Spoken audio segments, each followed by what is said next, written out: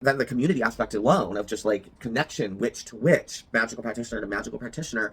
Maybe if you live in a place, in a country, a city, whatever, or in a home where you can't be openly a witch, Yeah. openly Wiccan, pagan, heathen, Satanist, whatever. Um, TikTok, witchtok, that Which was we are about to be in one of those countries. right.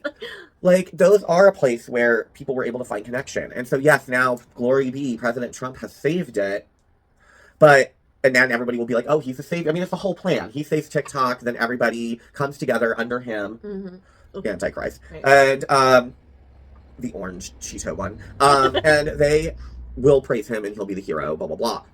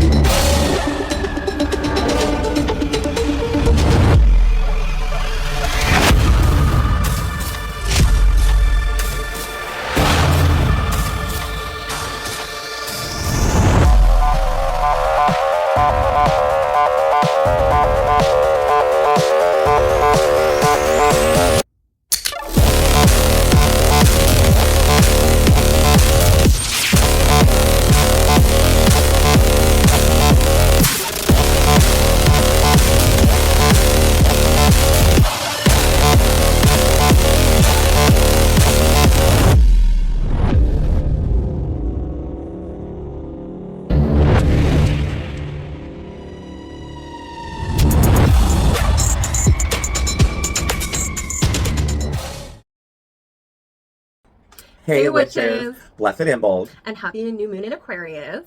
My name is Marcus James. I am an author, witch, clearly, an activist, and defiant homosexual. And I'm Evan. I am obviously also a witch. I'm a book editor. I'm a legal document specialist and a lipstick lesbian. If you are new here, we're basically a topical talk show for witches, by witches. We just like to cover all things in media, the world, politics, pop culture, etc., but through the eyes and lens of witchcraft and a witchcraft point of view. If you like the show, if you are a fan of the episodes, if you want to hang out with us more, then please stick around, like, comment, subscribe, and share. And thank you for joining with us. Yes, we are very excited to have you here with us today. So, as we said, a couple of things. Imbolc, so that's the candlemass midwinter point, first bud of spring Sabbath. That is on the wheel of the year, the first one in the new year of the Roman calendar. And yeah, also again, new moon, and that new moon is in Aquarius, and it is also the Chinese Lunar New Year. So happy New Year! It is the year of the wood snake. And again, with that as a reminder. People born in the year of the rat, the monkey, the rooster, the horse, and dragon should expect to have a wonderfully good, prosperous year, full of good luck, full of blessings, full of wealth, full of joy. I am a year of the rat. And I am a year of the horse. So we were very excited. Yeah, we're very excited. 2025 is supposed to be going to be a really good year, in spite of everything burning down around us. Yeah. But yeah, and we definitely felt that feeling coming into the new year for ourselves personally. And it's just interesting to see that such stark contrast with the things going on in the world at large. Yeah. So a reminder, it's a year of death and rebirth. This is a year to make the decisions that evolve your spirituality, to move from old ways and old habits that no longer serve us. And of all creatures, the snake, can best hear and feel the heartbeat of the earth and the goddess. 2025, the year of the wood snake, is a year to learn from the past and move forward with wisdom, transformation, awareness, and compassion. All wonderful things, and things I think are needed for 2025. Absolutely. Yikes. We do have a fun show in store for you. It is a Sabbath episode, so we are obviously going to be discussing Imbolc and magic and things around that and that you can do for it. And because it is a Sabbath, that means we have another delicious witch. We do. So, what are we cooking today? Oh, yeah. So we are doing pancakes. And you're like, pancakes? Well, yes, pancakes, because pancakes are actually a sacred food eaten on Imbolc. They are round, they represent the sun, they're doughy, and they're delicious. We are doing a savory sweet one. I know, for Yule, winter solstice, we did cookies. But this I want to do more on kind of you can either have it for breakfast, have it for lunch, have it for dinner. But it is, they are my Imbolc, welcome back, sunshine, cheddar cheese or well, cheese and rosemary honey pancakes. They've got caramelized onion in there. It's just really good. So it's going to be a delicious segment. So stick around for that. Witch news, really quick. The only thing that I would say is of the news topical right now, at least for us, and well, really probably for the whole world, I mean, is Donald Trump becoming president. In one more day. Yes, obviously we are filming this before the new moon. So, as we're filming this, it has not happened yet, but we are very much aware that it will. By the time you are watching this, it'll be done. He will be president. Yes. That candle likes to fall. Whatever, it's fine. It's stable. That's all that matters. It's no more straight than we are. Exactly. Yeah, and then also TikTok. It disappeared, went dark. It's back, and now glorious President Trump. Right. And I just smell so much dirtiness around all of this. I think it's interesting that this ban happens, and then I'm checking my Facebook on my actual like author page and official page, and I get a alert from Facebook. It's a message, and it's like from Meta now, and Meta is like, link your TikTok to your Facebook account and vice versa to reach twice as many people. But I'm sitting here going, wait a minute. As far as we know, Meta hasn't purchased. It hasn't been sold to Meta. And also, it's going dark. And Mark Zuckerberg spent, they're both evil in the same. Zuckerberg spent, I think it was like $170 billion trying to stop, or $160 billion or million, something, billion or billion, but it was 170 or 160. But it was that much that was spent last year by Meta to get these lawsuits forward to destroy TikTok. Right. So I'm like, you've won. Right. TikTok is going dark. It's banned. It's over. Yeah. Yet the day before it goes dark, or the day whatever, you tell me to link my TikTok. That tells me that Meta has already purchased TikTok. Yes. That's the only way I can explain that. I may be wrong. As it stands right now, there's been no announcement. Right. I mean, but I'm not the only one who this has happened to. And this is something that it's not been in my feed or anything before. And I check that page every day. I don't check my personal Facebook page every day, but I do check my actual business or official page every day because it's work. So I go through it, and I see it every day. This was the first time I've ever had to link your TikTok to your Facebook and reach twice as many people. I was like, Meta bought TikTok. Mm-hmm. And TikTok has been around for so long now. Yeah. That you would have seen. They would have already, it just made no sense, especially when it was now it was banned and it's going dark. So what does that mean? Okay, no matter what, TikTok is happening, but I feel in my bones it's going to be announced Meta has purchased TikTok, and I feel like they'll wait because they got to drag out the narrative. Of course. And Trump will be the savior, and he'll look like the businessman negotiator, which I'm sure he already did, and this deal's already been done. I am pretty sure that there's already been something. It's already been done. It's already been brokered. I mean, everyone's coming under him to Trump. Everyone's gathering to him and coming to him, and that just sent off a bunch of red flags for me. Oh, yeah. And you know what I thought was really weird about the pop-ups on TikTok about this whole situation? Yeah. Was that despite the fact that, as we are filming this today, Trump is not yet the president. Right. But all of them refer to him as President Trump, not President-elect Trump. Yeah, it's already just I mean, and it's maybe because he's getting inaugurated tomorrow that people are okay, President Trump. But I saw someone, I don't personally have TikTok, but I saw someone else post a screenshot of this announcement. The TikTok announcement itself. The where they said, we're going dark, but President Trump will have it turned around before you know it. Right. So we'll be back soon. Right. That it was an official statement, but it referred to him as president and not president-elect. Exactly. Even though it was an official statement pre his inauguration. Yes, and that was did not post. A couple of days ago, it must have been when it was initially posted. So I saw it last night. So this is well before he's actually taken the presidency, yet he's already being referred to as the president, and that is just strange for me. It's just that I think it's a lot of kissing his ass. Yeah. It's a lot of praise President Trump. It's a lot of the language that TikTok CEO used in that message was very kiss Trump's butt. Yeah. It really was. It was. and I mean, as everyone's language has been, because he has threatened vendettas. He has threatened to not fund. He has threatened to use the DOJ to pursue his enemies and defund cities and states that didn't vote for him or that stood against him. Mass deportations are supposed to start in Chicago in like the next week. Yeah. Like, it's a scary. dumpster fire. Yeah. So what does that mean in terms of TikTok, witchtok, witches of TikTok, witches of Instagram? What does it mean, especially if it's true and Meta has acquired TikTok? What does that mean, especially in a government that is more conservative than ever before? Yeah. And now controls all branches, and it's all very non-denominational, evangelical, right-wing, Protestant, fire and brimstone scariness that we've been talking about, the pagan invasion, the people we know, the Christians we know and fear. They're all in control now. And then so many actors, actresses, musicians are starting to talk very traditional family language. Yeah.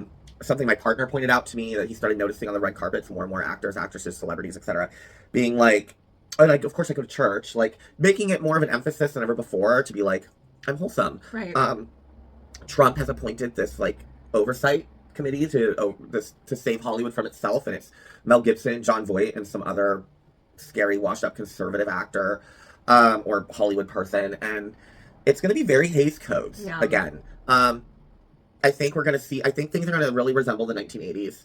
Yeah. Reagan era type imagery of wholesome white families, heterosexual, homogenous families. Yes. Like, I think we'll start seeing gay characters go away, or they'll be the villains, or they'll be dying, or they'll have like gay character storylines, but only if they're extremely heteronormative and straight passing. I think the more subversive plots and characters and representations of queerness, and I think those are going to go away. Through trans characters. I think we're going to see a lot more imagery of evil witches again. Yeah. Just evil witches. I think that's really where we're going again. I think that with TikTok, especially if it is purchased, no matter what, purchased by an American company, American interests come in. Like, part of the whole point about TikTok and why people are running to Red Note is, in part to stick it to the government. Right. But it was not owned by the U.S. government. The news, the media, what you received on TikTok was not controlled by the U.S. government. It was not U.S. propaganda. News, like, that's how the genocide in Gaza and other places, this is how these things continue to reach people, reach help, reach aid, and that goes away. There's censorship there. TikTok becomes another weapon of now a Trump government, which we are seeing everyone bow to him. Exactly. And I think that what does it mean when all these Christians are in control now and making the decisions and policing and monitoring? I think, and then there's not going to be any fact-checking or oversight. Not that the oversight was real anyways, because it still usually was like some racist homophobe could say whatever nasty thing they wanted to a queer person, a person of color, whatever. But then, like, if you then responded back in defense of yourself, you would be punished in that situation and banned or suspended or whatever, and be offensive, like, and nothing would happen to them, or you would report them, but in the end they'd be like, we actually deemed what they said was fine, what you said was wrong, even though, like, you were like defending yourself from like being told to burn in hell, you stupid so it was never great. I experienced all the time where my book covers, which none of them are pornography, but so many times I would try to like run an ad on Facebook for one of my books, and it would always get rejected and flagged or if it got initially approved, it would then get flagged and pulled as pornography, sexual content. Yeah. And yet it would be like two dudes just near each other. Two fully clothed men holding hands or something. Like, but because it had gay content, queer content, it would be flagged. And so it was never, their flagging, their policing was never a thing anyways. It was all for show. Exactly. But now they're just not hiding it. They're like, we're not even going to pretend. And like... And yet it's so funny that like they're not policing things that matter, but they are doing it in silly ways. Right. Like, for instance, I'm a big nerd for the Golden Girls, and I'm in a Golden Girls fan group. And a lot of times we have to add like symbols or characters into words because you can't quote something Dorothy said to Blanche without it being flagged as hate speech. Right. So you have to spell slut with an umlaut to not be flagged. Yeah, the whole thing's a joke. I think that to be on witchtok, which is of TikTok, to do anything like, I do think in this new era, like, just be careful what you talk about, be careful what you post. I think it's just gonna, I think there's gonna be, if this is what happens, and TikTok has been purchased by Meta, which myself and everyone who has seen that message about adding your TikTok to your Facebook page and vice versa, suspects the same thing, that the sale already happened. Meta has it, and yeah, they'll probably drag this out, but it's theirs. And under a puritanical regime, with Project 2025 and the things listed as wiping out, putting in jail, like, I mean, I'm already big on that list already. I'm on that list just by being a gay author. Yeah. Like, that's already put me on it. But like, alternative religious, blasphemy, whatever, that's there. Like, so I think we're going to see things get implemented. Yes. I think it's going to be a broad stroke. I think that they'll reach for whatever they can. And will that include the witchcraft, pagan, Satanist, occult community? Absolutely. They literally Republican senators, governors, etc., like, in southern states, like, they have a personal vendetta against the Church of Satan. And, they want to shut that down all the time. And, like, for them, a cult, you're just like, oh, well, I'm just with the Church of Satan, or I'm with the Temple of the Goddess, or the Temple of Diana, or whatever. Cute, sure, but no. Like, for them, if they're Republican, they're most likely MAGA, GOP, religious, paranoid, now QAnon, down that rabbit hole, satanic adrenochrome, cabal, Pizzagate shit. Like, they already think and see that occult shops are very real dangers and threats. And they, I've been in church sermons where they talk about that they are so upset and want to pray that, this or that occult shop or psychic mediums shop, the tarot reader shop, like, gets shut down, burned down, whatever, because they can't legally shut it down because it's protected to do so, to run said business as it should be. But that doesn't stop them from being like, it's evil and polluting our community, and we need to get rid of these stores and these shops, and they're horrible, evil places. So I think when you have now complete control of government, you have a leader like Trump in office, you have all these things. I think the incentive to go after and pursue these things, especially when you have someone like J.D. Vance, the incoming vice president, who literally has talked about, like, the evils of witchcraft and the occult on talk shows, on podcasts. Like, that's crazy to me. So, unfortunately, there are so many lawmakers and Republican politicians who ran partially on eliminating witches. Yeah, I mean, so many of them. Like, that's the thing that still trips me out, is the amount of, like, Republican senators, congresspeople, representatives, etc., who ran in states and literally ran on, like, I'm going to get rid of the witches in our town. I'm going to find, like, it sounds ridiculous and silly, but it's really not. Right. And because it's real. Yeah, and maybe in the past they weren't as taken seriously because they didn't have the amount of control or power to actually pursue some crazy shit in their home states and in their own home cities and towns. But now they do. So, and now they have a Supreme Court that may very well uphold that, just like they upheld the bogus excuse for TikTok being a threat to national security. Right. When, like, literally Facebook is a threat to national security. Right. And, like, apps on our phone literally collect the same amount of data about our lives that TikTok does. Exactly. So it's already happening with and there's other apps from China. They were talking about, like, when ByteDance shut down a bunch of other game sites and stuff that no one knew were owned by TikTok or ByteDance, whatever, shut down. Or were owned by TikTok, not by ByteDance, but they were owned under TikTok. So when TikTok shut down, those game sites shut down. And so people that they had spent money online on these games and shit, all gone. Like, yeah, so whatever. Also, you have so many witches who sell on TikTok. Exactly. And have successful businesses, shops that they run through their TikTok. Exactly.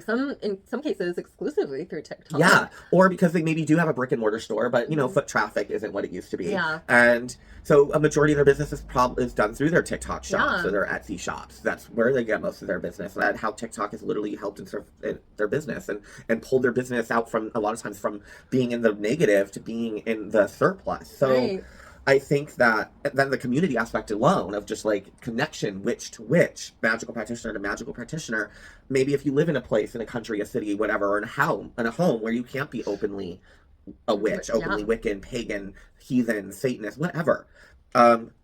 TikTok, witchtok, Which we are about to be in one of those countries. Right. Like, those are a place where people were able to find connection. And so, yes, now, glory be, President Trump has saved it. But, and then everybody will be like, oh, he's a savior. I mean, it's the whole plan. He saves TikTok, then everybody comes together under him. Mm-hmm. Antichrist. Right. And, the orange Cheeto one. And they will praise him and he'll be the hero, blah, blah, blah. Hopefully that is not what happens. Hopefully enough people see through it. So, we'll see. Everything is uncharted territory now. So, watch this space, witches. Watch this space. Okay, with that being said, witch news out of the way. Yes. Avan, please tell us, enlighten, and inform us all about Imbolc. Yes, all about Imbolc. So that is the first sign of new regrowth and the coming sun after this cold, long winter that has been endured. Yes, endured. So basically, Imbolc is the kickoff of the Earth's fertility season. Okay. Which is exciting. Yes. That's the first time when, you know, you're seeing those first little buds come through, the snow, if you're living in a snowy area. Yes. We're not, thank God. Yeah. I'm sad. I want snow, at least for like a day. You know, I want snow during December, and then the second that it's January, I'm like, no, give me the hot sun, give me that 70 degrees. I want to be outside in a bathing suit, you know? Yeah, no, and I definitely want the warmth. I'm definitely ready for warm to come. But I want snow. Yeah. I just want snow at least once, at least for like a couple of days. Yeah. And we haven't actually had it this year. No, and so then I have missed having it, but I wouldn't want to have it at this particular point in time. See, I would. Because it's cold. Yeah. I mean, it's really cold. So for me, I'm like, if it's going to be cold out, then it better be snowing. If it's not, then it needs to be warm. Like, that's at this point after the holidays, we're in that dead dark winter. So it's like, if you're not going to be snowing, then you better be warm. If you're going to be cold, then it better be snowing. I don't want cold and dry. I don't want cold and wet, which, of course, living here in Washington, yes. In the Pacific Northwest part of Washington, Western Washington, it is very wet. Yes, very wet. It's actually been fairly dry, though, and it's been a nice weekend. So, it has cold, nice. But nice. Cold but nice. But, so that's just kind of where the world is at.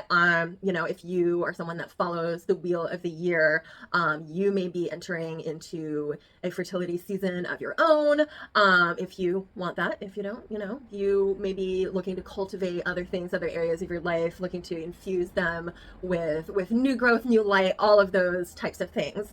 It's really a season because, you know, we are seeing that new growth, but we are still yet in the middle of midwinter with lots of winter to still get through. So Imbolc is just a time that is symbolically all about that light of hope during the darkness. And I like that. Yeah, I think that is something that we as humans can relate to very much. Yeah. But next I'm going to talk about the etymology of the word Imbolc, which I think is very fascinating. I love etymology. One of my big etymology nerd ever since I was a kid. One of my favorite classes that I took in high school was centered around etymology. We would dissect like different words in the English language, see what languages they derive from, if they derive from multiple languages, like the roots that were used to put together this new word with a new meaning that was a fusion of both. I just think etymology is so fascinating. I agree. Love it. So the etymology of the word Imbolc, there are two kind of schools of thought about where it comes from. Both, of course, obviously derived from the like old Irish Gaelic language. The first one is, and I apologize to anyone who speaks Gaelic. I do not, and I'm sure that I am butchering all of the pronunciations, but I'm trying my best. That's all we can expect. Exactly. So the first one is the word oimilk, which means lamb's milk. Okay. And then the other one, which I think that just given the spelling, it's actually spelled the same way as Imbolc, except I and then the rest of it are two separate words. Oh, okay.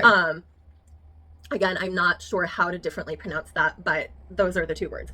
And in Old Irish, that means in the belly. Okay. So birthing. Yes. So both of these expressions refer to lambing season. Okay. And that, you know, sheep were in their season of pregnancy during this time of the year.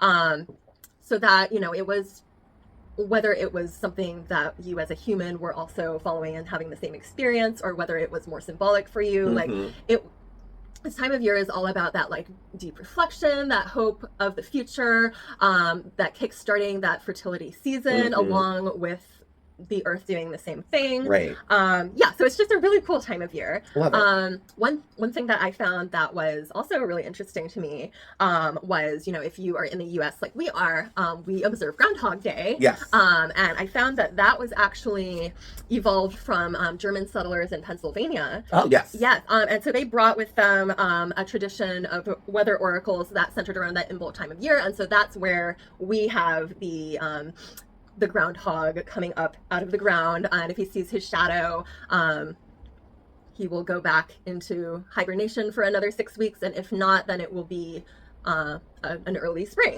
And I thought that was really interesting that came over from Germany, and they had such a similar tradition. Yeah, that is groovy. Yeah. So then, of course, you know, with the Christianization of pagan holidays, that became Candlemas, which was still kind of something that retained the same roots. It is, or I guess I'm sure, you know, that's still on the Christian calendar. I was about to say it was, but still is a time when Christians will bring in candles from their homes into their church so that those candles will be blessed, and then, you know, they take those blessings back with them every time they burn them. Not pagan at all. Right, no, that's not pagan. That's not magic. That's not witchcraft. Not at all. Having your high priest or bless, enchant your candles for the year. Right, no, not at all. So that when you burn them, they manifest their intentions and enchantments. No, that's not witchcraft. No, not witchcraft. So I will get into the kind of specifics of the traditions of what types of candles were used and why, which I also think is very interesting. So obviously this does go back to this whole fertility of the earth time that we are experiencing right now. So the red candles that you see at Imbolc, they were originally referred to as the women's candle. Okay. And that was for offering protection towards women on their paths. Protection from, you know, issues with pregnancy, dangers in childbirth, that kind of thing. It was, you know, anything uterus related. If you need a little extra help, you light that red candle, girl. And then there's also the black ones, black candles. They would be placed in the windows, and that would signify just overall protection for everyone who was living in the home, as well as the home itself, the grounds, the brick and mortar home, you know, everything that comes along with protecting the space and offering that cleansing and purification for that new coming sun. Love that. Whether it's with a U or an O. Anyway. And what I love about that is it goes to a black candle. And what I find interesting about that is, of course, we know as magical practitioners, black is to banish, it's to remove, it is to, I mean, well, it depends on your candle magic, because that's the thing. Yeah. If you are invoking Santa Muerte and you're invoking her as Niña Negra, the black lady, that's usually either for necromantic work or for more malefic magics or offensive or sometimes defensive spells and just things that would really fuck you up. Right. And so in that instance, black is not. It does have, I guess, where people would see black candles lit to be like, oh no! Like, but by and large, I feel like most people magically, you know, they use black candles for banishment, for cleansing, for protection. And what I find interesting is that it comes from this Imbolc tradition. And I wonder if that is the etymology of black being used for banishing and protection in witchcraft, in magic, at least on the Western European, Alexandrian, Wiccan, witch realm of it, whatever, traditional witchcraft realm of it. If that is where that actually, how we got that is black is for this. Well, it comes from because during Imbolc, this is what they would do. Yeah. And they would use black candles. Exactly. So anyway, sorry. I just thought that was, And I actually think that's kind of a good metaphor for following a deity for magic in general, because, you know, it can be a very loving energy, protection, purifying your heart space. Yeah. But on the same side, that same deity can also be, you know, dark, vengeful, rageful, you know? So I just think that's kind of a great metaphor for witch practice in general, which is kind of something that's cool. So another thing that they would do around those like origin times of Imbolc is they would take, you know, whichever candles that they were using, whether it was just the black or if the red was relevant as well. Sure. And they would turn them upside down and drip the wax, and make like a dial Oh, shape, out of the candle wax. And once that would dry, they would either put those in the windows or above the doorways outside of the home for protection. Yes, and stuff. for protection. Cool. So that's like something that I think is really cool, because that's just one of those practices that does not have to be changed with time. You can still do that today in your home. Yes. No matter if you live in a house, if you live in an apartment, like if you have a witchy practice and you observe Imbolc, like you can do this. Yeah. It's simple enough that, you know, you don't need to go out and buy a bunch of different things. No. This is just something that you can really connect with this time of year, and I'm definitely going to do it this year. Yeah, that's awesome. That's the thing, is like we talked about the last time, is how much we love spell craft. That's actual craft. I think that you feel a little more witchy when you're like doing things and putting things together, like and you with have your hands, your herbs and you have candles and you have everything, and you've got it going and you're doing it. Just, you feel more in tune with the witch. As the archetype, as the power source, as the energy, as what you are. I feel like when you're doing spell craft and as actual craft, there's just something more, in tune to the force of the witch. Yes. And another thing that was very traditional Imbolc activity and ritual was cleansing rituals. And that could be either, you know, spiritual cleansing, or it could just be cleaning, you know, scrubbing out your house. Right. And what I think is fascinating about that is that evolved into our modern day spring cleaning. Ah, yes.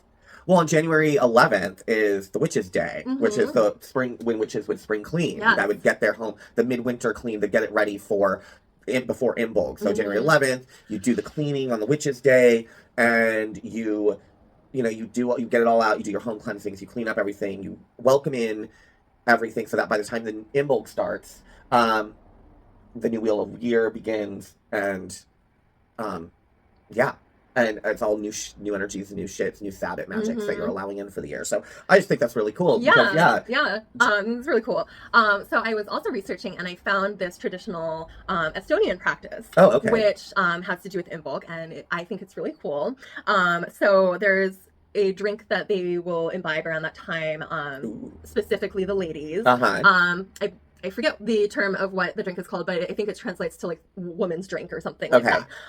But it's made from St. John's wort, which of course is red in color. So it gives the drink that red tint. Right. The menstrual tint. Yes. I'm assuming, since it's Imbolc and it's fertility. Yes. So St. John's wort is also a natural antidepressant. So it's, of course, you know, and obviously it's much colder in Estonia than it is for us.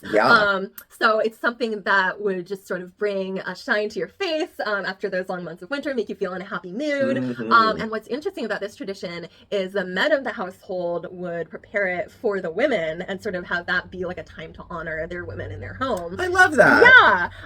So, you know, obviously it being red in color, it does signify, you know, fertility and blood, but not just like menstrual blood. It's really about the blood moving through your body. Which in turn like increases your own fertility, along with observing the fertility of the earth. I love that. So I think that's really cool. And then the feast foods that would be prepared for this celebration, which I actually think is very interesting for a personal reason that I'm going to get into in a little second.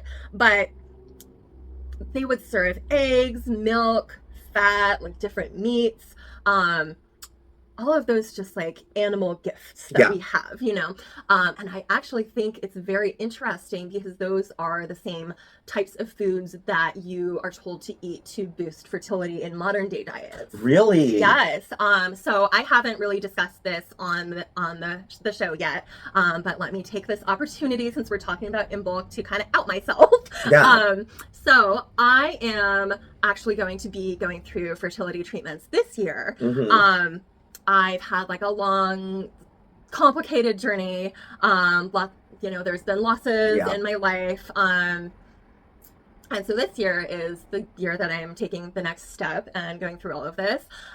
It's taken me a long time to really like to come to that, but I really did want, like, it was very important to me to wait until I truly had no doubt in my heart that I was ready to take this step. It's been a journey. So it's just, you know, I just think that it's something that you really should not move forward on until you don't have any doubt in your mind. Oh, I because agree 100%. it's so physically and financially, mentally, emotionally draining without also having doubts, you know? Right. So that's where I'm at. And I chose a fertility clinic that is more like holistic in its practices. You know, they have like on-site like yoga and acupuncture, like yoga. Yes, which we will talk we'll about talk later. about that. Not the yoga itself, but just the reference. Right. So anyway, so they, you know, obviously they perform IUI, they perform IVF. Yeah. You know, scientific medical procedures, but they also they do nutrition counseling. They do, you know, if you live closer enough to the clinic, or like while you are, if you are traveling, which I am, and during your stay, you can do yoga and acupuncture like before and after your procedures, because that has been shown to actually increase the odds of success. Nice. But anyway, so along the nutritional side, which I thought was really interesting, I was researching this woman's feast in Estonia, and like all of these foods that were served during this time are the same foods that my clinic actually recommends to boost fertility.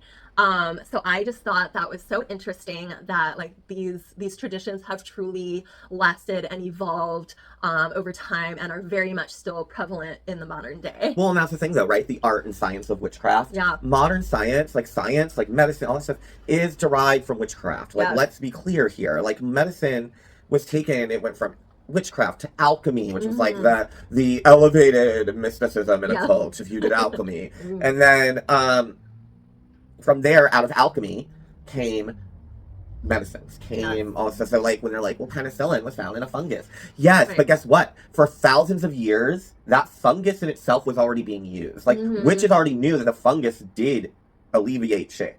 Right. They didn't call it penicillin. They didn't derive from the fungus and then distill it and blah, blah, blah, and make it into a pill. Like, they didn't do all that shit. But, like, no one discovered penicillin from a fungus. Right. So that fungus was already being used. Yes. To help. Like, it's all derived from. Like, it's all derived from the power of herbs and the healing of, like, plants. Like, we as witches are knowledgeable about, now granted, I'm not saying don't go to the doctor and don't do medicine. No, go to the doctor. If you get filled out a prescription for some medicine to alleviate pain or something, go get that. Like, you don't just be like, I'm just gonna go to a health food store now and just take my vitamins. Like, no, you're not. Like, please be smart. Medical science, doctors, it is all there for a reason. Just the point being that what you are getting still has its roots in traditional folk magic from way back when, practiced by witches and shamans and magical practitioners and medicine people and mambos and gurus and et cetera, and druids for thousands of years already. Exactly. But your vitamins at the health food store at Super Supplements is not going to do the same as had you gotten the treatment from them, from the actual plant, from the actual and how whatever methods and things they mix to make salves, to make poultices and stuff to ingest or rub or put on or whatever. Like, no. Now, to get that kind of stuff, you go to the doctor. Exactly. So go to the doctor. Don't rely on your vitamins and supplements and herbal drinks to heal you and fix you. If you have an issue of serious medical attention, please go to a professional. Exactly. But yeah, I do just think that that's really interesting. And that's why it's all related to art and science of witchcraft. Absolutely. So, like, you know, for me, entering into this new season in my life and my personal journey, I am kind of following that same cycle as the earth, you know, which is really cool. That's what Imbolc is all about. And for me, obviously, you know, this is kind of a time where I'm kicking my next chapter on my journey off, along with how Mother Earth is. And so for me, this Imbolc is just very special because it's different than all of the others. Right, because you're actually starting the ritual. You're starting the journey. Yes. So we will definitely, as I go through this process, we will be covering this and talking about it on the show a lot because I really want to put myself out there as a mom who is going through IVF as a witch as well. Yeah. I think that that's something that I haven't really seen talked about a lot on the fertility internet. No, for sure. Yeah, and you know, of course, like a lot of people going through this are more conservative leaning. I think that, or probably just Christian. Yes. I think that like sharing my journey as a witch going through this fertility, trying to think of another word other than journey because I already said journey. Path. Yes, this fertility path, thank you, is just something that I haven't seen others sharing in that same way, and I think it's something that I really feel is important to share with other witches. I agree. So yeah, we are going to be discussing it a lot. And you know, if you do feel like following before we get to that, I do have my Instagram, which is linked right here, where I talk about all things fertility, divine feminine, motherhood, and witcheries. So if you're into that, go ahead and give me a follow. I'm following, and yeah, it's worth the follow. Is that it on Imbolc? That is it on Imbolc. Awesome. Cool. So with that being said, thank you. You're welcome. I personally, what's so interesting is Imbolc, or candlemass, Imbolc, the Festival of Lights, was something that I was one of the Sabbats that I like never celebrated. Me too, actually. I just would forget. Not even that I overlooked. Like I was like, oh no, that's not for me. I would just kind of forget about it because those weren't the ones that were stressed. You know, the ones that were stressed were Samhain, Yule, Spring Equinox, Ostara, whatever you want to call it, Beltane, and Midsummer. Yeah. Not even Lammas or Lunasan. Like, it just was literally those ones were the main ones that were pushed and had the most, like, information out there, the thing that most people talked about. Yeah. The most that you could find movies or documentaries about were those festivals. Yeah. So, like... In fact, honestly, before we started researching for this video, I knew very little about Imbolc. And once I started researching and found out about all of these things, all of these connections, and then it just sort of hits you in the face. You're like, oh, wow, this is for me. Yeah, you know? And I was just like, oh, it's a candle night. Like, and it's just for protection, protecting your home, lighting candle. Like, I'm like, okay, I can do that. So I did that. I just never stopped for it. I knew that it involved the goddess Brigid, or Brigid, or as Catholics call her, Saint Bridget. And that it was about, like, you know, the sheep and the goat and the new lambs, and you know, that's the first milk, the first cheeses, or the goats. And I knew that it was about, again, protection, return of the sun, welcoming, etc. But I didn't really, until really learning about it for the show and from the information you found. It's really cool. Like I said, like the black candle thing. Like, I didn't know that, and that's really cool. And I wonder, like I said, now that makes me go, is that where the etymology of the color? Because we haven't actually I've never really come across anything that talks about why the colors are what they are for, like, candle magic, etc. And this is now I'm like, well, does red have that same? Does, like, where is that? Because, you know, I always was like, well, why does black mean protection? Because you light a bunch of black candles. Right. It doesn't feel like it's protection. You feel like you're, like, gonna do something spooky and mysterious and evil. Like, you know, you're gonna curse someone. You're gonna summon something. Like, but no, it's for protection and banishing, and we all know that. But why? And then we get here, and they're like, well, this is where this comes from, this ancient tradition. They used black candles, and black represented protection for them and banishing, and they put that in the window. And it was, and I, if I remember correctly, wasn't the black, because I think I saw something mentioned about how the black candles were made, but wasn't it, like, from the burnt ends of the black soot that was then made into, like, that's, like, so it's like, okay, well, that would make sense that, like, you light a candle for protection and light, and then you would take the black soot, like, it's concentrated protection. It's that leftover concentration. Then you make a whole new candle out of it. That's a black candle. Like, that, boom, etymology, there you go. That's why the black candle means that, because it was originally made from this, and it was from the soot of the candles that you lit for protection. Like, boop, there you go. So, like, I wonder if all the other colors have such an interesting etymology where you can source and say, well, this is why. I just think that's so cool. Cool. Well, there you have it. So, please, if you want to know more, follow her journey. We saw her Instagram handle. All things come through her. Let us get into this Sabbath's delicious witch, where we'll be making my yummy, cheesy, savory, honey, delicious pancakes. So enjoy, chefs. Stuff your face.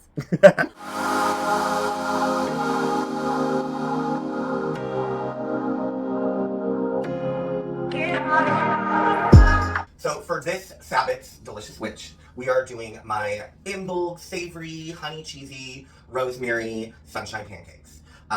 Pancakes because they're actually one of the foods eaten for Imbolc and sacred to Brie, and they're round and they represent the sun, and they're delicious. So it's just a wonderful way to celebrate Imbolc first thing in the morning or afternoon or evening. These are actually sweet and savory pancakes, and they have sauteed red onion diced in there because onions are some of the first vegetables, herbs, things that are sprouting at the midwinter point.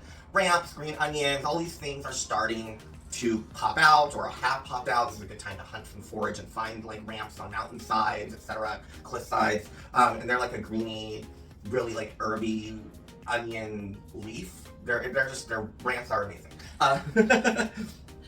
And Imbolc is just a very special time for me, I think, because it is still deep in that midwinter, but you're seeing those first colors of spring start to show, that first warmth. Exactly. It's all about having hope in the darkness. Yes. And that's why I think using rosemary like we're doing in these pancakes is just a Yes. very symbolic at this time, given that it is an evergreen plant.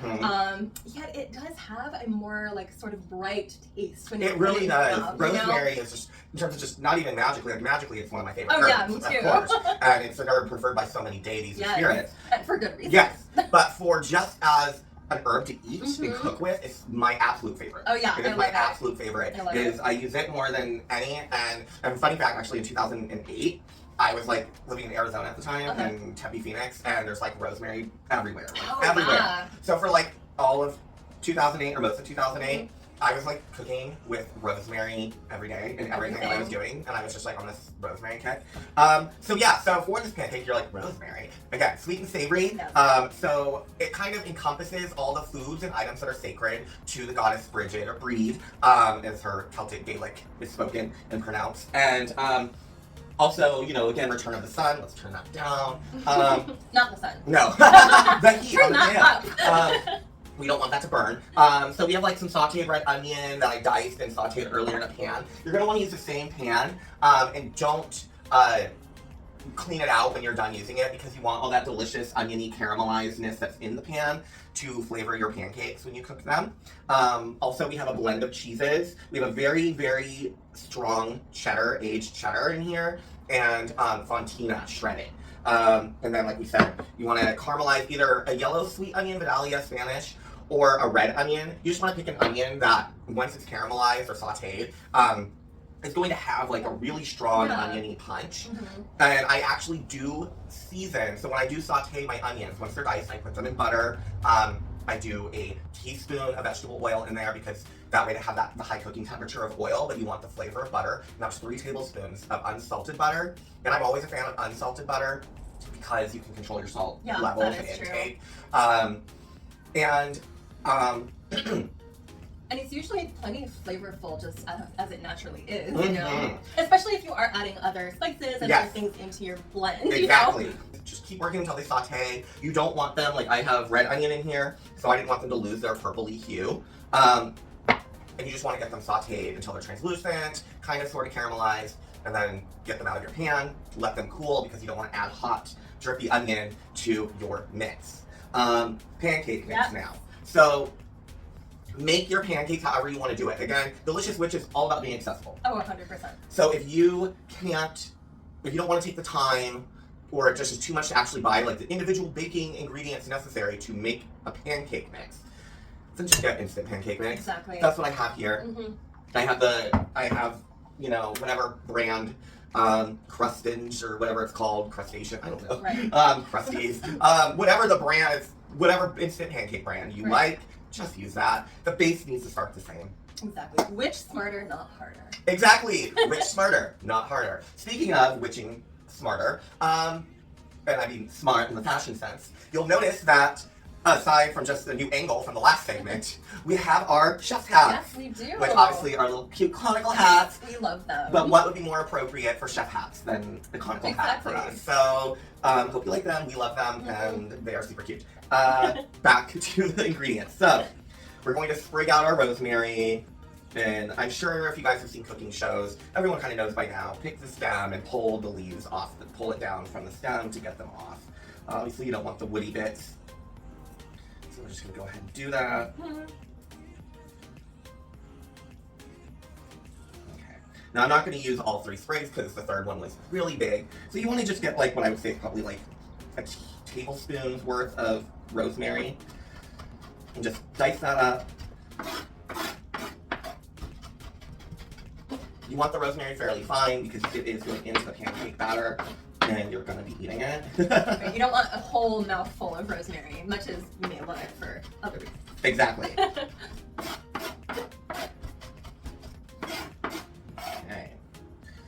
There's the rosemary.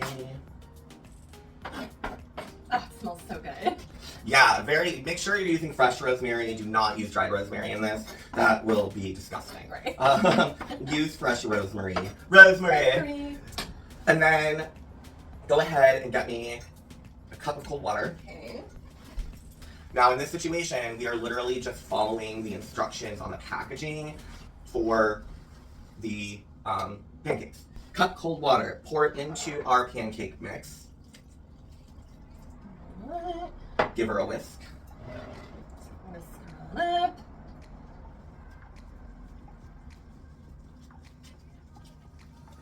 Actually, a little bit more water. Okay. Because we're going to add egg to it as well to make an extra fluffy pancake. You know, I love savory pancakes. I'm so glad that they exist. I know! Because, you know, I love baked goods, but I'm so much more of a savory flavors person over sweet. I'm actually very sensitive to sweet things and sugar, all of that stuff.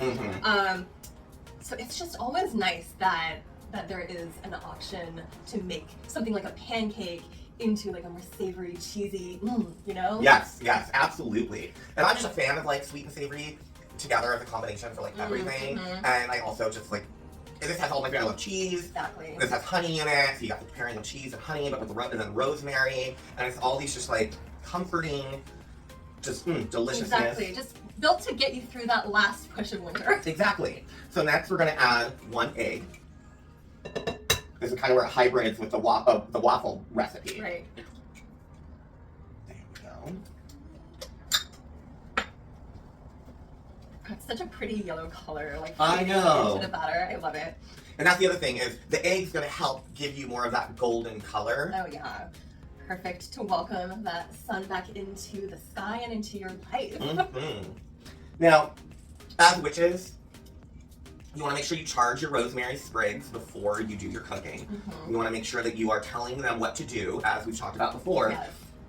The herbs aren't going to do anything, the ingredients, whatever, those things aren't going to do anything except be those things until you as a witch use your power to charge and activate the magic within them, and specifically whatever it is you're wanting them to do.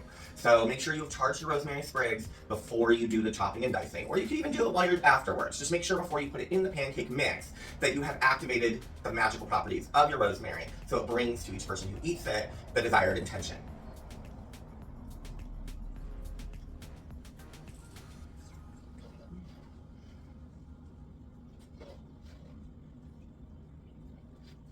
See, this is one of those moments where I really wish that we could film smells. I know! Because I wish that you all could smell how wonderful this does smell. I mean, you will if you make it, but unfortunately, that's what you're going to have to do. Yes. Because I can't put this into your nostrils, but I wish I could. Me too. And now you're going to add your sauteed onion. If it will plop out. If it'll pop out, because obviously there's fats in there, so as it sits, it will kind of plunk up, so you can just drop it in there. Okay. Then you're gonna add your cheeses, your Fontina in like really strong aged cheddar blend.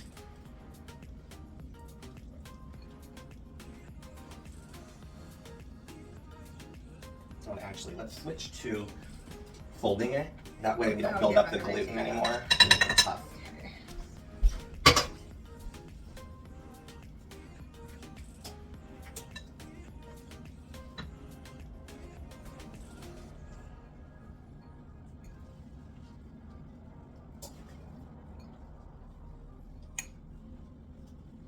Make sure you get all that cheese in there, but put in a little bit at a time so it doesn't completely clunk up.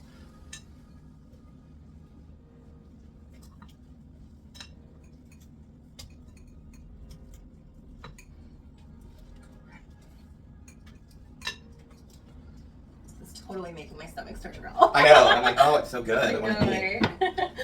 Next, we're gonna take honey, just your regular pure honey in the bear bottle. We've all seen it. Be careful though, because I did once almost buy a honey that thank God I checked the back, because it was like honey and also corn syrup. Oh, really? Yeah, so Wow. make sure the only ingredient is honey.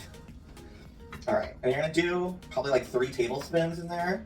You don't want it overly sweet, you just want that pairing of like honey and cheeses.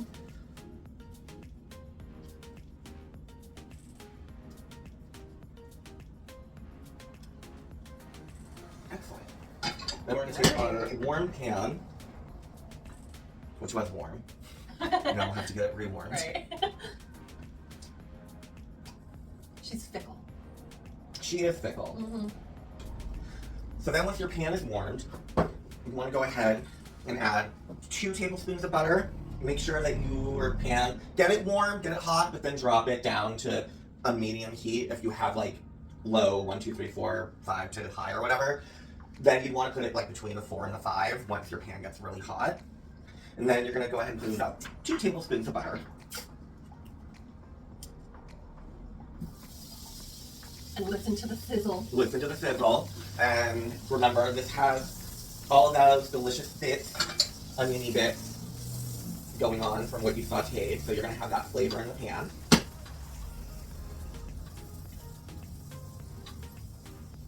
Get it all swirled and mixed up and good to go.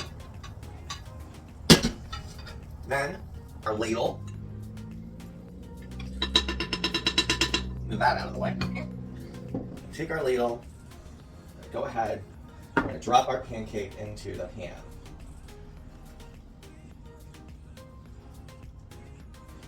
It's going to be a little thick, but if that happens, that's all right. Just thin it out a little bit with a little more water. You can get in some cold water. Yeah. Thick pancake is fine. It's really thin to your taste. I do like, just for the purposes of pouring it out of a ladle, to have it a little bit more thinner. Yeah. That way it'll just be less work for me in the pan. But obviously the thinner you make your pancake, the more it spreads out. So it's really about the thickness, fluffiness of the pancake that you ideally would like. Yeah. So as with anything, you're just gonna watch, with pancakes, you're just gonna watch until the bubbles start forming along the edge and it starts getting, you know, brown and golden on the sides. We've all, I think, have flipped pancakes enough by now that we know what to look for. Exactly. So once you're done with all of your pancakes, we made 4, go ahead and put them in the oven on warm, just so they stay in there. And in the meantime, we are going to make our rosemary milk honey syrup or sauce to go on top. Again, just really celebrating the honey, the milk, just really pure dairy, the things that are sacred to Imbolc. Exactly. All of those special foods of the season. Yeah, exactly. And for that, it's 5 simple ingredients.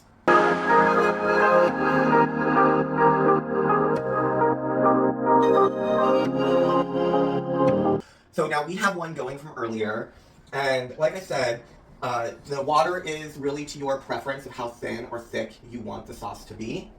But it's just your regular kind of icing recipe, just milk, the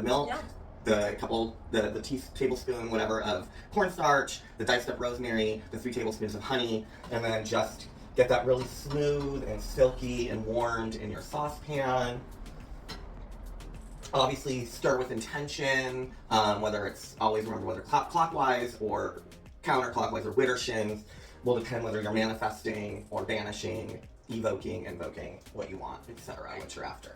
So yeah, once it's to the consistency and complete smoothness, no lumps, you're going to go ahead and take out your pancakes from the oven.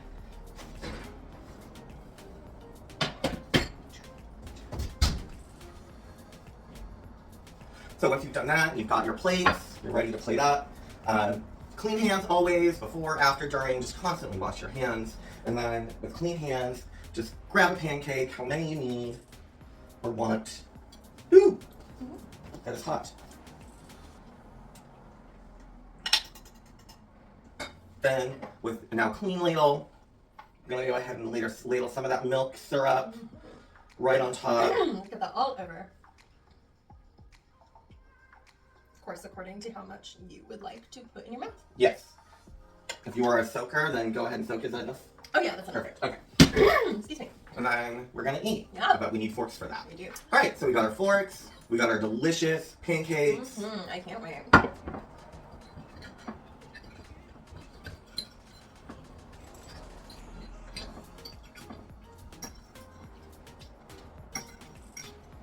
Oh, that's good.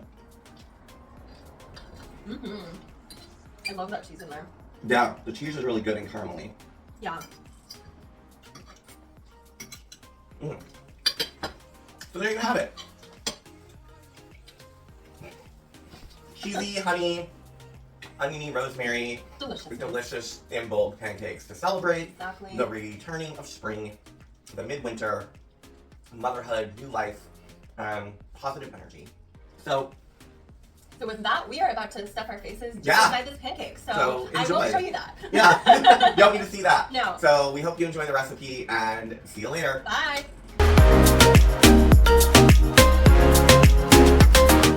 Oh my god. Those were so good. These were delicious. And I love our new chef hats, our Witchy Chronicle hats. Me too. I'm going to keep them on whenever I cook now. I know. No, it's like, I mean, we might just never wear them except for Delicious Witch. Exactly. But, I mean, you gotta have a chef's hat. And what better chef's hat for a witch, for kitchen witchery, than just your basic, like, conical hat. Exactly. Like, I love it. You know, whenever I do kitchen witchery, though, I probably will wear mine. Like, for sure. You know, when I'm doing, like, a New Year's simmer pot or something like that, yes. You know, that would be perfect occasion to wear it. That would be. Ooh, love it. So, also, I hope you guys love it. And if you're not a fan of, like, the idea of, like, of doing like a milk honey syrup or sauce. Excuse me, I got a burpee hiccup, something in me. Anyway, gone now. There's other things you can do. Obviously, plain old maple syrup is just fine. That's totally fine. Jam is delicious, like an apricot, or a raspberry jam would be really good. Or even an onion jam, like a caramelized onion jam or a bacon jam. If you really wanted to get decadent. You could also do like a cheesy bechamel, like an easy cheesy bechamel, you know, just with like your flour, your milk, salt, pepper, a little nutmeg, and then dump in your like fontina, your cheddar, like really just kind of use more of the cheese that you put in the pancake, melt that cheese and make a sauce out of that, a cheesy white sauce out of the cheese that you used in the pancake.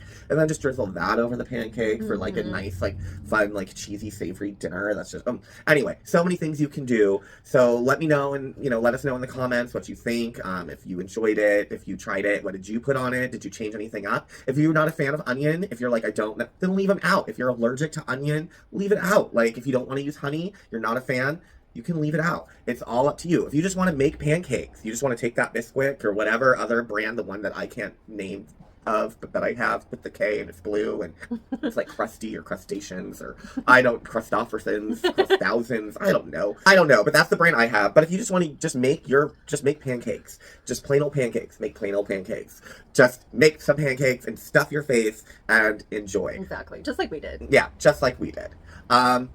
Yeah. Yeah. So with that, should we get into the spellcraft of the season? Let's. Yes. Okay. So I guess I will go first. Okay. Now, obviously, with the fact that it is Imbolc, it is that like fertile earth season. In addition to the fact that I am about to go on my own fertile earth journey. yes, your own fertile earth journey. That's a good way to put it. Yes. So I wanted to do something like pregnancy, fertility related. Yeah, of course. That makes sense. Yeah. So I found a pregnancy protection spell, which also is something that I really closely identified with, because I have been through pregnancy losses in the past. Yes. So for me, I just know that when I get to the point in my IVF journey that it has worked, like I will be wanting that extra assurance of a deity offering me protection in my pregnancy. Oh yeah. So with this one, this is getting into the Catholic territory. Okay. Which I personally don't mind because, I am among other things, I'm a New Orleans voodoo practitioner. Right. So I'm very used to working with the saints, interchanging them, with the corresponding deities. Right. So that doesn't bother me at all. But I know that not everyone's going to feel that way. So I am, after I get into the history a little bit, I'm going to sort of offer other substitutions. Sure. Well, not substitutions, but just more deities that you can give the same spell to if you don't want to work with the Catholic saints. Right. And we have on the table right now, so on my dining table, as you know, this is where we are, is the dining table. We were going to move into my office. That just didn't size-wise work out, so we've stayed logistically at the dining table, and it works. The altar's portable. It's not on my table all the time, but it's a portable altar, so, but I have, like, every season, like, we have, like, a goddess of the season that sits on our table. As you guys saw during the harvest time, she was holding, like, veggies and fruits, and she looked kind of like a pilgrim. Yeah. And now she's gone. This is our winter one, and this is St. Catherine of Alexandria, and she's the Catholic drag for HEKA-TEA. Yes. So I personally love it, and I don't think there's anything wrong with it. Yeah, you know, we have that here. me I think too. it's just them in a different drag. Exactly. Anyways, so just to briefly get into the history of Saint Raymond, who this spell is traditionally performed for. Saint Raymond, like it's Saint so Raymond, like I know. Raymond. What's this for, Uncle Ray? Yeah, like it's just like Raymond. Raymond. Yeah, so this is Saint Raymond, and he was also known by the name Nonatus, which etymologically means not born. Okay. And that is because his mother unfortunately had a difficult delivery, and she died during childbirth. Okay. And he was removed from her via sort of the precursor to C-section. Okay. But yeah. like, you know, just sawing her dead body open, basically. And because of that experience, he is the patron saint of midwives. Okay. And he also protects unborn children. Okay, that would make sense. And when we're, so, you know, anything pregnancy or protection for a child, like you can go to Saint Raymond. So he is who this spell is traditionally performed for. Okay. But, you know, again, I would like to reiterate, you can also go to other deities who have the same, you know, preferences for protection. For instance, when we were researching Imbolc for the episode, I actually found out that Brigid as well is a patron of midwives. Yes. So she can always be offered the spell to as well, and it involves a red candle, so it's very, very symbolic of Imbolc. Yeah. Another option is, like for instance, you know, we've talked about the different deities that we follow. Mm-hmm. But one of my deities that I'm very dedicated to is the Greek goddess HERA. Mm-hmm. And you know, a lot of people like solely like when they think of her in her more like Selfish, vengeful, yeah. like, you know, Spiteful. avenging aspect. Yeah. But she also has another aspect, and that is her maternal aspect. In addition to, you know, being, you know, Queen of Olympus, head bitch in charge. Right. She was also the goddess of childbirth, of children, protector of women, but specifically pregnant women and women going through this process. So honestly, I'm sure that come that time for me, I will probably be offering the spell to her. Right. So I'm just wanting to make it clear that there are many deities that you can go to with this type of purpose. Yeah. So whether you choose to offer the spell to Saint Raymond or another patron saint or deity of, you know, pregnancy, childbirth, blah, blah, blah, whoever you choose to offer this up to, you're going to offer them a red candle. Get a lock and key. Honestly, just get whatever you find at Walgreens. I mean, that's what I will be planning on doing. So you get the lock and key, open it up, you leave the lock and key beside the candle. You like insert, you know, as if you were locking it. Yeah. Leave it like locked up and with the key still inside of the lock. And then you preserve that in a safe place. I mean, anywhere, like your altar is fine. Yeah.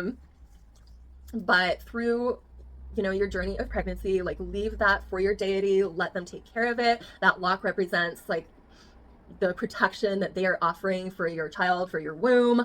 So you leave that with them, and you only unlock it when you're at the end of pregnancy and ready to give birth. Like, I think it could also be, once you get to that end point, like it could be also like a really good thing to do if you find that you are in, like threatened of having, you know, a medical induction. Yeah. And you want to sort of, you know, go a more natural route, but you also want that to be an act of worship for your deity, or you're just really fucking over being pregnant, you know, right. Or a combination of all three. So like once that time comes and you're like, I'm ready for this to happen, you're gonna take the key out, unlock, continue to leave that upon your altar, pray on that, and basically wait and pray.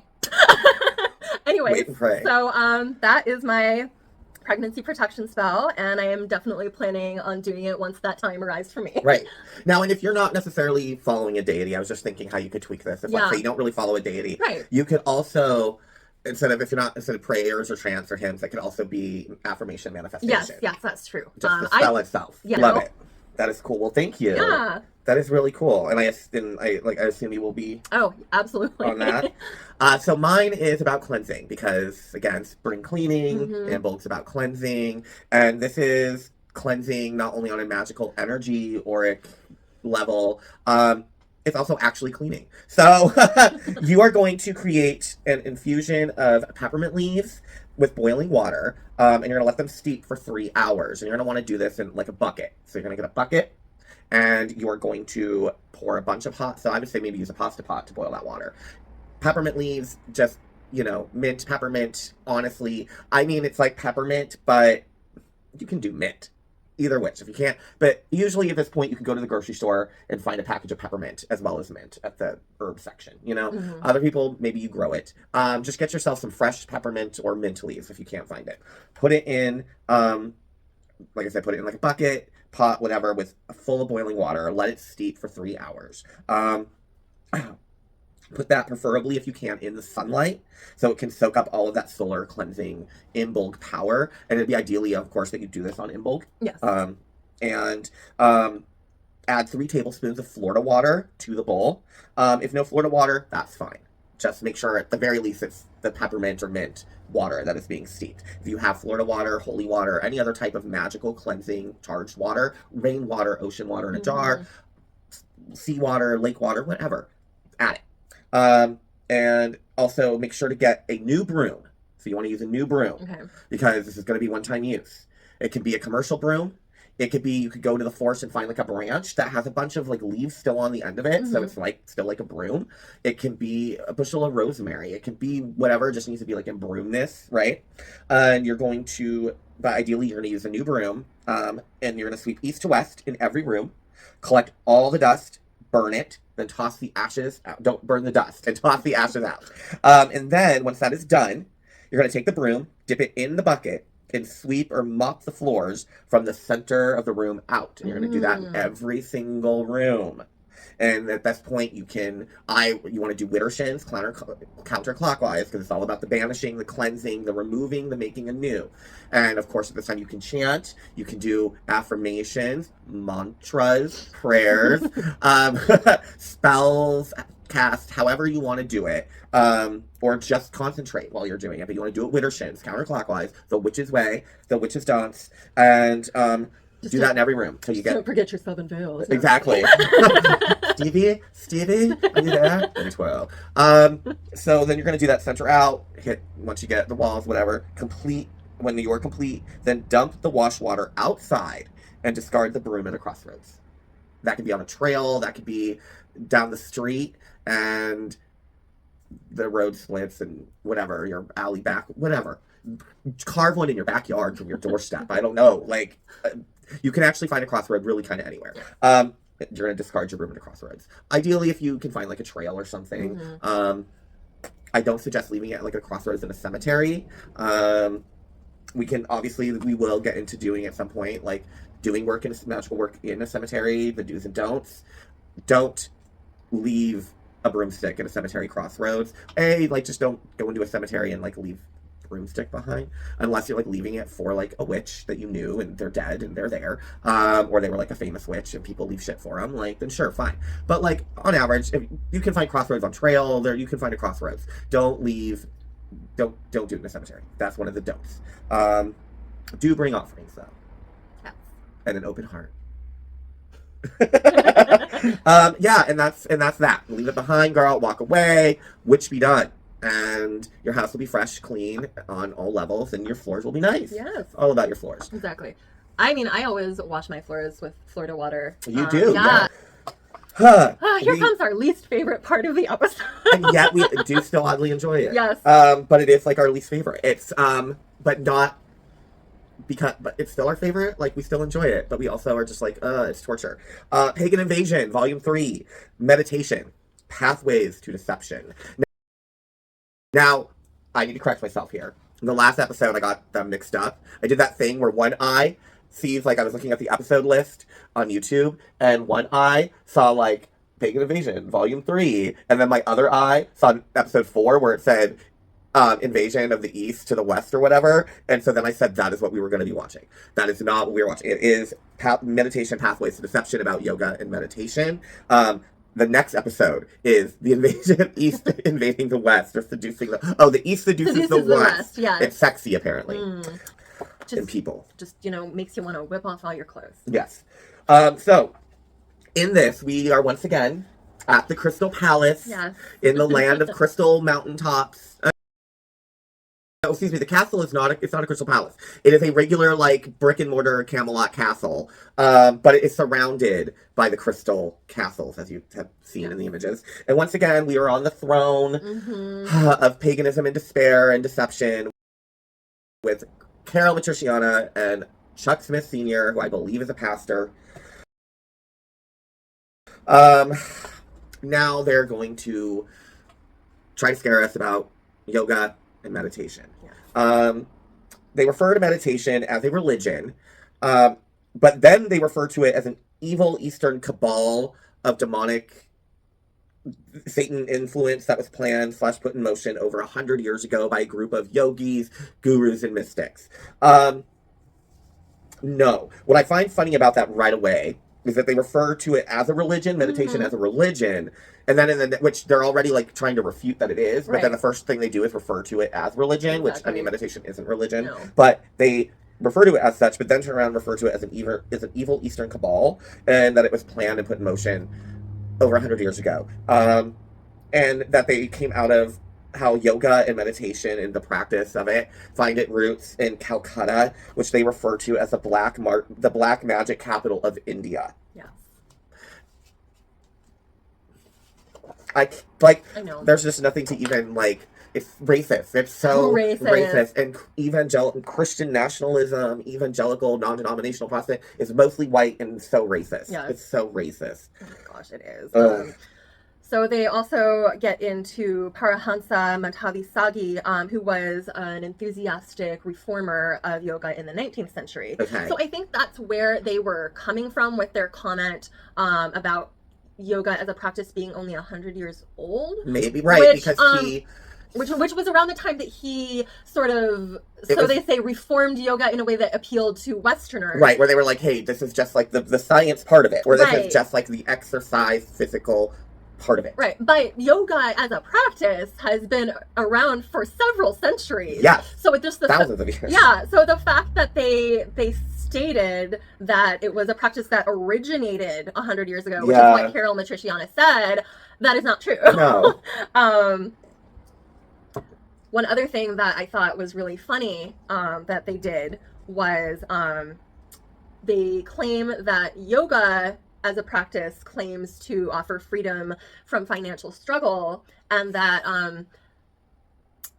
corporate events and workplaces are requiring their workers to do yoga during the day to increase their productivity. Right. And yeah, as a person who works in a law firm, I wish I got paid to do yoga for an hour. Like, sign me up. Right. Well, and then there was the whole thing, though. Of course, this is 1991 when this was made, but I mean, I know for a fact that my mom was never required to do yoga in her place of business in 1991. That was not happening. That was not happening in the office. That was not mandated. Right. And then another thing that they also said in conjunction with that was that classrooms were requiring their students to, quote, take part in Hindu rituals. So it's not even just stating that these classrooms were doing yoga in class, specifically stating it was Hindu ritual. Yeah. Which, you know, going back to that time frame, you know, you were a student at the same time when this was being filmed. I was in first grade. I'm assuming, as I said, we were watching it. I'm assuming that it's the early half of 91, 90-91 school year, and not 91-92. So I would have been in first grade, 90-91.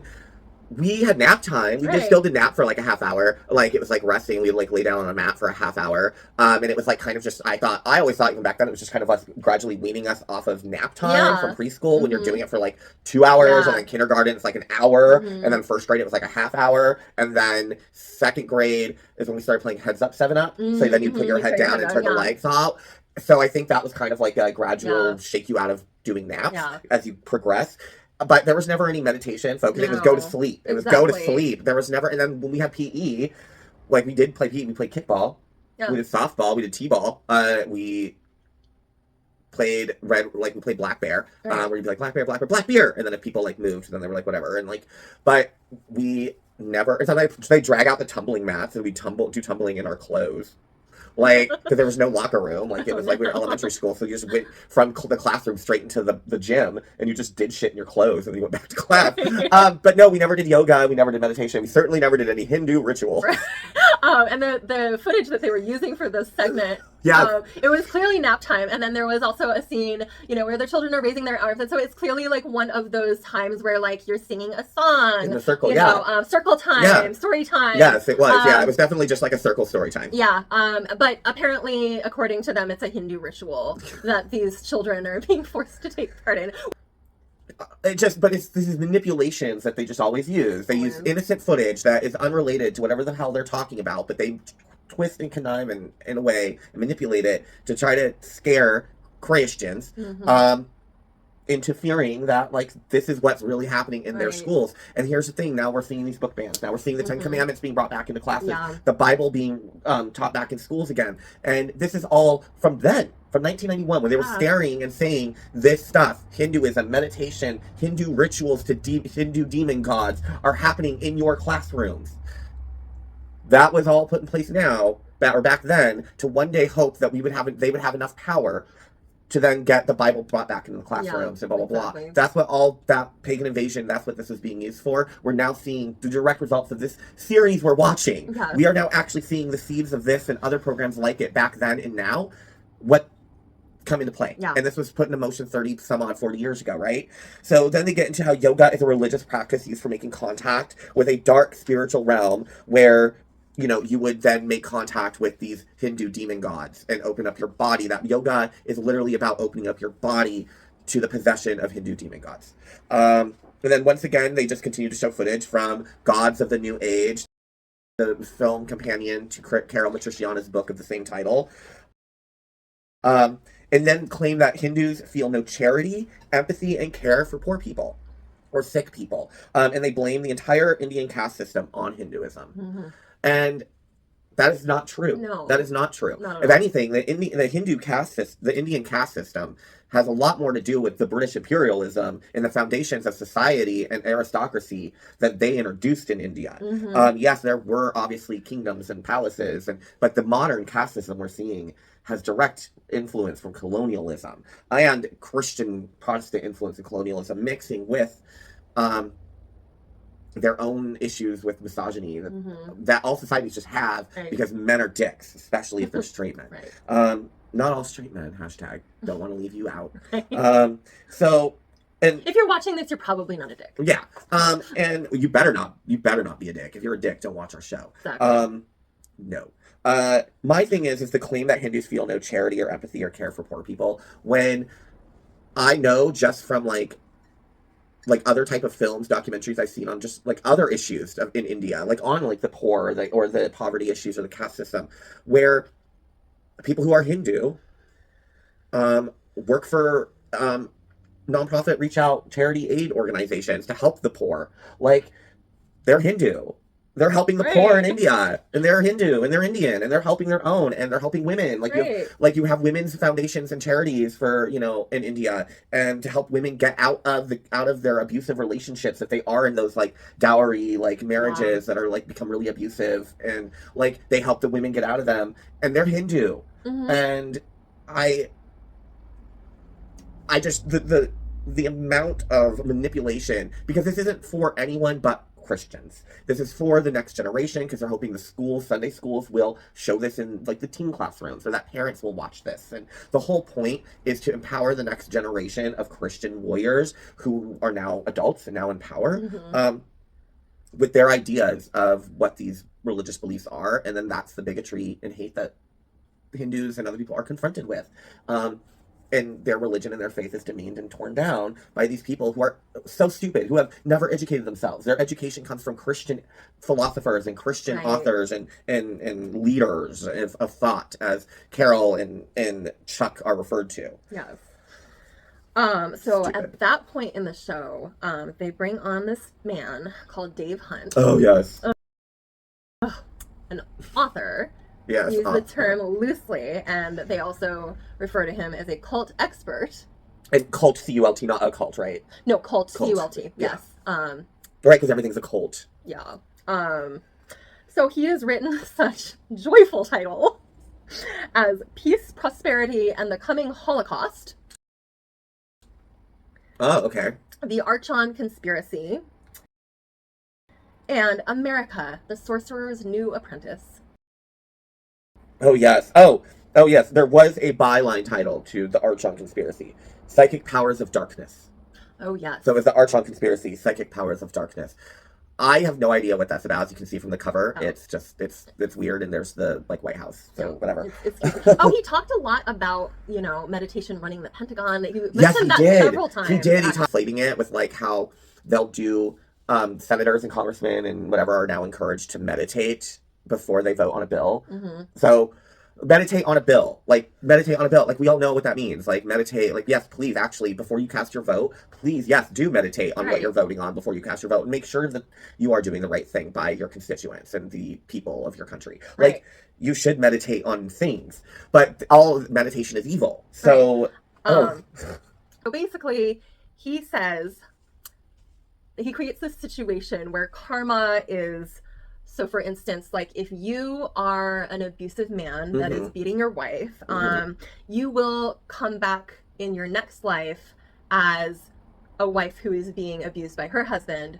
But then he also says that works vice versa as well. So, like, the wife that you're currently beating, she's going to come back as the husband that is beating you in your guys' next life when you meet again. So he says that by this whole process and exchanging of abusive behavior between the two of you across your centuries, that karma perpetuates the cycle of evil.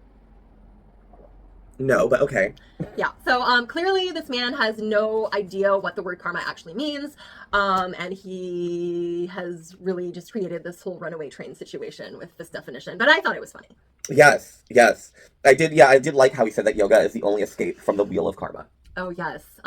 Also, you know, in his weird definition with all of this, he says that in Hinduism, reincarnation is this horrible negative thing that needs to be avoided, and it can only be avoided through yoga. Right. Oh. Yeah. Which is where he got to his bizarre abusive partner reincarnation definition of karma, which is a completely different thing.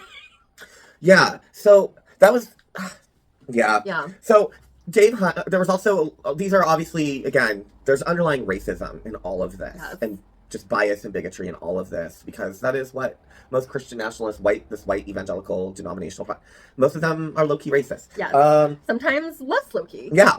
And in this case, Carol Matriciana asked Dave Hunt about, you know, yoga centers at gyms and people just meditating in their offices or at home for health and for looking inward, whatever. And she's like, do they understand that there is there is a spiritual element to this? Did they just think, you know, that it's nothing, that it's just exercise? And he's like, they know that there's something. There's something. They know that something came from the East. So it just continues to go back to this, like, xenophobic, nationalist, like, China's evil, Asia's evil, the East is evil. Like, it was just the delivery of just this, like, well, no, but people are suspicious, and they know that something came from the East. It's something that came from the East. Ooh, the East. Something did come from the East. It's called a sunrise. Yeah, and it sat in the West, bitch. Right.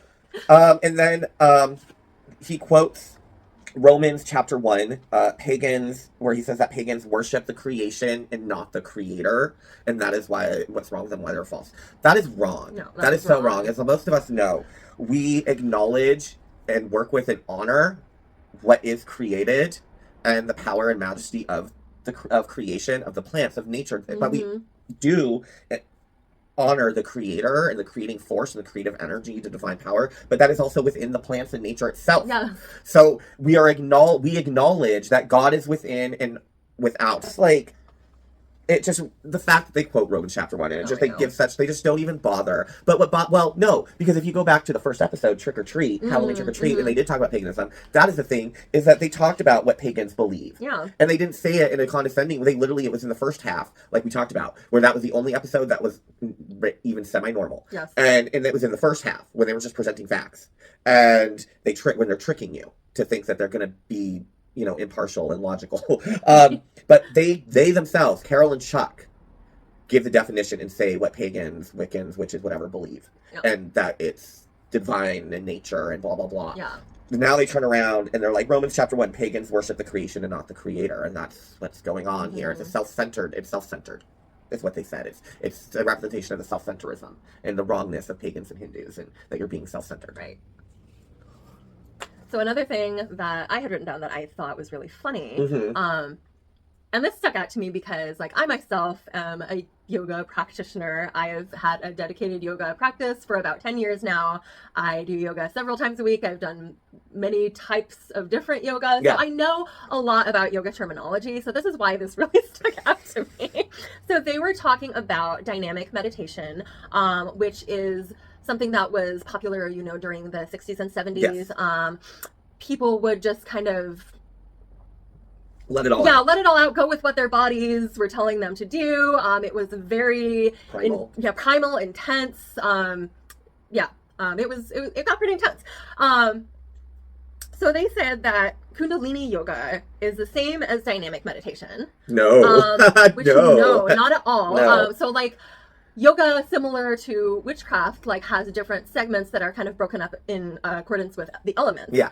So like prana yoga, it's all about breath. It's ruled by the air element. Kundalini is all about the fire. So yes, it is intense, but it's more akin to like a hard workout. Right.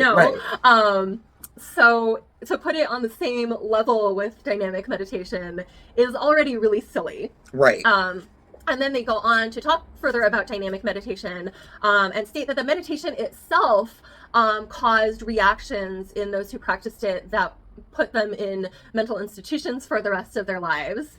And they were not only referring to this in a historical way, they were saying that this still happens. If you try it, you're going to get locked up because you're going to be crazy forever.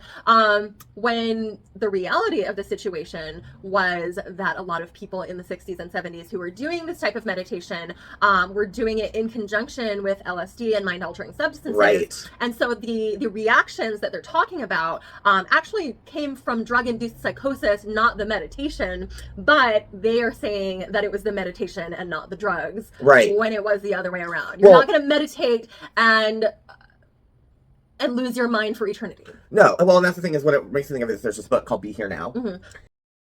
And it's a Hindu. It's based in Hindu. It's this guy. And it took him like 7 years. And he was locked in I think he's locked in this dark room. He did a bunch of LSD and mind-altering drugs and read through all the Vedas and and just went through and just went deep into yoga, meditation, into Hinduism.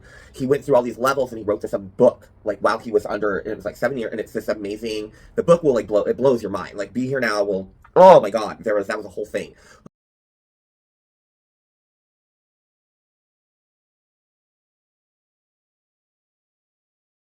Oh my god. Oh my gosh, can I just say, went insane. But it was from the LSD. Yes. It wasn't just, yes, the meditation, the magic, the yoga, the Hinduism, the mantras, the chanting, the astral projecting, the transcendental movement amongst the stars in the universe and China, and then you're under all these drugs. Yes, you are probably, and you're chronically using them. Right. You're going to break your psyche, and a lot of people did that. Exactly. He wasn't the only one. He just wrote a really prophetic book out of it. The whole, and then Tao Tantric. Oh, that's black magic. Yeah, so Tantra is black magic and designed to call forth demons and spirits. Yeah, which it's not. No. And then it also said that Tantra was about meditating on severed heads in India, eating little bits of human flesh, and partaking in cremation rites. Yes, perform human sacrifice and sexual degeneracy and sorcery. Yeah. No. That is not tantric yoga or tantric meditation. And then the whole message of positive thinking, positive affirmations, looking within and working on yourself, all the things that you do when you are supposed to do when you meditate, or you hope that's going to happen, that you will have enlightened experiences, that you will have new revelations, that you will meditate on certain issues, things, whatever, and come to new revelations, realizations, and awakenings. And if it's in a spiritual situation, you're trying to connect to spirit, or maybe you're astral projecting, or maybe that's how you're prophetic, you're psychic, and that's clairvoyant, and that's how you turn on, whatever it is that you do. Like, but when you do meditation, even on a basic level, I'm just going to spend 20 minutes meditating. It's usually about centering yourself and just connecting with everything and in tune with yourself. And hopefully maybe if you were in the wrong about something, maybe you screwed up on a situation, or maybe you're in a toxic relationship, whatever, that you hope that maybe through that you will realize, oh, like, I need to get out of this situation, or, oh, like, you know what, I was in the wrong and I need to apologize and make right. Or you don't like the direction your life is going and you're like, I need to change the course of my life. Like, I want to shape, and part of that is putting energy out there and drawing that to you. Yes, also doing the work, like applying for the new job, whatever it is, but also doing the work to reshape your life. If you're like, I want to move, I don't want to live in a studio anymore. I want to move forward in my life so one day I can live in a one bedroom. Like, you are going to refocus and recenter and have mood vision boards, which is so funny because they'll use that shit. But they turn around and say, in this, Dave Hunt is like, no, you good Christians and people who submit to the will of God and Jesus Christ understand that, like, God already has the course laid out for you, and he knows every move you're going to make before you make it. Which then I don't understand the whole point of, like, the free God gave us free will that they always spout, because I'm like, but then he knows what we're going to choose anyways. They're like, you always have a choice, but then you also then in the same breath say he already knows what you're going to choose, and that whatever course, whatever your life is, he chose that for you, which to me goes back to that whole time during the Gilded Age, and even now where rich people were like, we're rich because it was ordained by God, and we're meant to be rich, and poor people are meant to be poor. That's what that reminded me of. For sure. Like, talk about caste systems. So it's just so funny that, because if you're doing it through meditation, yoga, whatever, something that's not Christian, prayer, whatever, and they meditate, then it's evil. That you can't, if you're trying to actually change the course of your life, then you are doing something evil. Then in service, you're being manipulated by Satan. And so if your life sucks, even if you could do something about it, you better not, because it's evil. And then we met, so then they go and talk to this Joanna Michelson.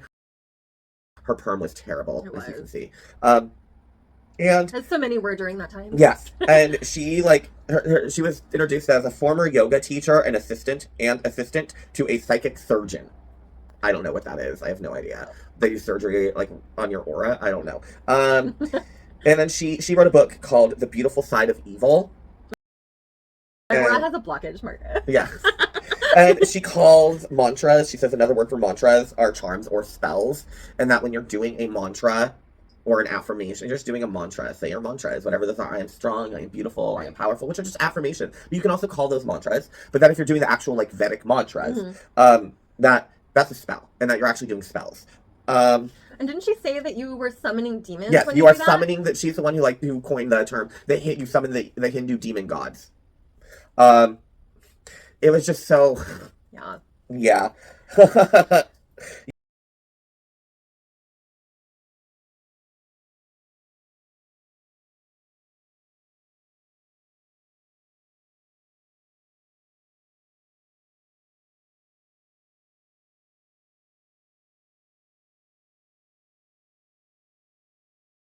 Yeah, the whole you have no control over your life or actions, and that you just submit to whatever station your life is and just not try to better yourself. And there was a lot of just like, don't better yourself. Right. They also quoted several like Bible passages, which quite literally told Christians to meditate. Like, meditate on these things. I command meditation of your mind. But then Chuck specifically turns around and he's like, that's fine because you are meditating on the Lord, but Hindu meditation is about emptying your mind. So I guess these demons can come through and claim your empty mind, whatever. So at the end of this whole rant, he kind of sums up his thesis by saying that Christian meditation is positive while Hindu meditation is evil. Yes. And then, of course, he ends it with everyone has God-shaped holes in their cells, or God-shaped vacuum. I swear the first 2 episodes he said holes. Yeah, he did say holes. But now it says vacuum. Right. And maybe someone was like, dude, it's dirty. Right. Stop saying holes. But God-shaped holes. Everyone is just more God-shaped holes. Everyone has God-shaped holes. And then Carol Matriciana and Chuck Smith stalked off the throne like fucking robot. And like, well, they twist the words of Anton LaVey. Yeah. So they talk about the supposed magic of the supposed white witches, Dave Hunt says. And Carol Matriciana then goes, well, Anton LaVey himself, you know, the priest of what was it? Not the Church of Satan, the Satanic Temple. Or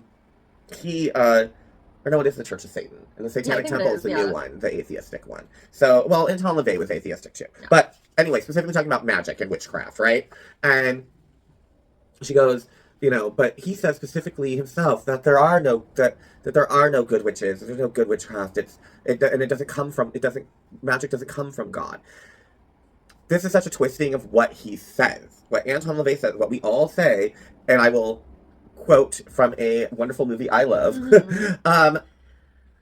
Magic is neither black nor white. It's both because nature is both, loving and cruel, all at the same time. The only good or bad is in the heart of the witch. What Anton LaVey actually said was just that there was no good witchcraft or good magic or black magic. There's no evil magic or good, wonderful magic. There's no good, there's no bad. It's just magic. It's there. Whatever the intention of the magical practitioner, the one casting the spell, will determine what the magic does. And that magic has nothing to do with God. It has nothing to do with God or the devil, good or evil. Magic is there. It's energy, its intention, its will. And it's up to the person using it what happens. That's what he actually said. That's what he was actually saying. I'm paraphrasing, but I'm not quoting word for word, but that's what he actually said. He was in this, is that magic is not bad or good, evil, black, white. It just is. And with that, we get to the end, which is our witchy movie review for the new moon, the wood snake, yes. The year of the wood snake. And that is the A24 documentary that just came out, brand new, Look Into My Eyes. And look into my eyes. Funny title. I didn't understand. I kept waiting for someone to be like, look into my eyes. And I was like, I actually, when I came across it, thought it was a documentary about hypnotism. Me too. And then I was like, oh no, it's about psychics. And what it's about a group of New York City psychics. And it just, it's to be specific, clairvoyant mediums. Yeah. So specifically dealing with people who have passed over. Mm-hmm. There was a little what's going to happen in my future, or the situation in the past, but mostly it was about spirit connection and connecting with those who have moved on, and we just kind of follow these few psychics. Yeah. So one thing that I actually thought was really interesting is that there were a couple of things across their lives outside of their psychic work that they kind of all shared in common. Yeah, I wonder if it's the same thing that I'm thinking, that I clocked. So I wrote down a couple of different things, but the first thing that I thought was very interesting was that they all kind of shared creative careers. Yes. Outside of their psychic work. And one of them, you don't really get anyone's name through the movie, so excuse us for not being able to refer to anyone by name. They really don't give you at any point. You spend the entire movie waiting to find out their names. Yeah. So one of the guys was a screenwriter. Yes. And he sort of made a comparison, which I thought was very astute of him, between his work as a screenwriter and his work as a psychic. Because, when he's first opening himself up to a spirit, he's at first just working with what images are flashing across his brain until he can kind of piece together what that spirit is trying to say. Mm-hmm. And he made the connection that that's kind of similar to what he does as a writer. He at first, in the same way, gets these images, mm-hmm. and he has to kind of communicate with the fictional spirit that is coming to him through his work, and kind of piece together their story in the same way he would do with a deceased spirit. Mm-hmm. And I thought that was interesting. I thought that it was also interesting that a lot of them had bright colors in their homes. Yeah. And then another thing was that they all seemed to have come to their psychic work and their psychic abilities through times of loss and struggle in their personal lives, mm-hmm. Which I thought was kind of interesting. Yes. For me, I connected with that on obviously a couple levels. One, mm-hmm. I'm a writer, and for me, I very much describe that it's clairvoyant, mm-hmm. or that's mediumship. I firmly believe that there are multiple universes, worlds out there, dimensions. Einstein scientists all pretty much, there probably are dimensions and parallel universes, and I do think that my characters, like when there is a process of channeling, and I do they do come in, like they do come in and they sit down. They're very real to me. Tori Amos talks about her muses, her songs in the same way, where she actually sees them. She usually says they come in through as like filaments of colorful rainbow light on the piano bench, and I have my own experiences and how my characters experience and come through, and I connect with them, and but I definitely don't feel like I've just made them up out of thin air at all. Like they definitely come through, and what's funny about that though is because I also have my entire life seen spirits, and I still do, and I say mediumship, clairvoyance, whatever, blah blah blah. But I just always have since I was a kid. Like you know how most kids, like children, when they're super small, can see ghosts. And I was just one of those ones who just didn't grow out of it. Like it dimmed, it dulled. It's not as intense as it was when I was, in 5 years old. Even at 5 years old, it was still very like a lot of times ghosts were as solid as regular people. And I still will see spirits at times where I'm like walking down the street and they'll walk past me and they're solid as fuck. And then, but some I will know like the things because I have physical, and I thought how they talked about like ringing in the ear. So my thing is headaches, and it's like a centralized throbbing, pulsing in whatever direction the spirit is. So if it's like over here in the corner, at 11 o'clock, 10 o'clock, it's that part of my head that will start to kind of warm and throb, and then I'll get visual images. Sometimes I will get tone ringing. And yes, the standing up on end. But I found it interesting that I also clocked that for so many of them, it happened later in life too, which was weird for me because again, just it's been my whole life. So I was like, wow, I noticed that for all of them. Yeah, it was traumatic situations, but also it happened when they were like adults. And then they were like, oh. And then they all went to classes. Like they went to like psychic classes. To develop their gifts. Which I feel like the psychics that I've talked to in my own personal life, like it's more rare for that to not happen for you until you become an adult. It's typically something that's always been with you. And you can't control the spirits coming in because they've just always chosen to show up. Like I ignore, like I just do a lot of ignoring in my life. Like because I have barriers up on my home, but I don't keep out entity spirits that don't wish any harm. Like people have to pass through, people have to get by, get where they're going.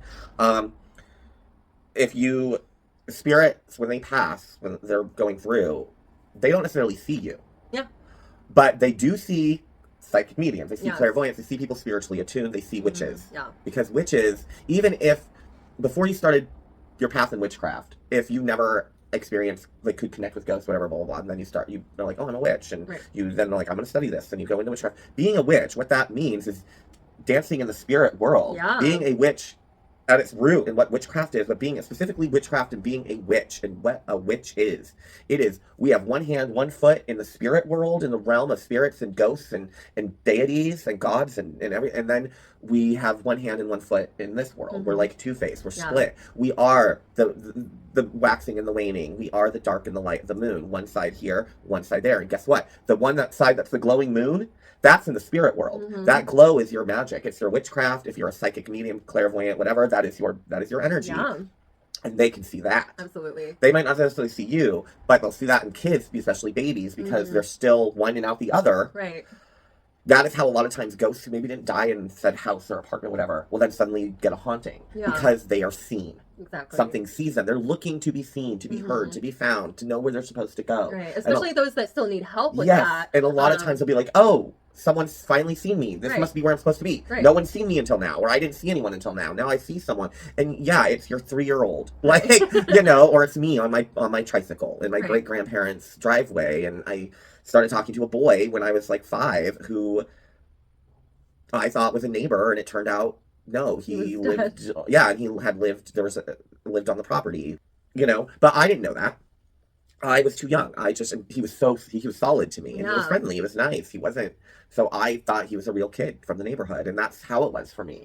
And then spirits started coming to me. And then I started finding myself in situations where we would just keep moving into places that were haunted, and it was very weird. And I mean, there's always a reason. And my witchcraft and everything developed within the work of spirits, and that clearly was a purpose and a reason. So, but anyway, that is just yeah, that's just... Like for me, when I was a kid, I think the weirdest example of that was, you know, most kids, like at some point, like they'll have an imaginary friend. Yes. But for me, I am an only child, and when I developed an imaginary person, it was an imaginary older brother. And I had no idea of this at the time, but I found out as an adult.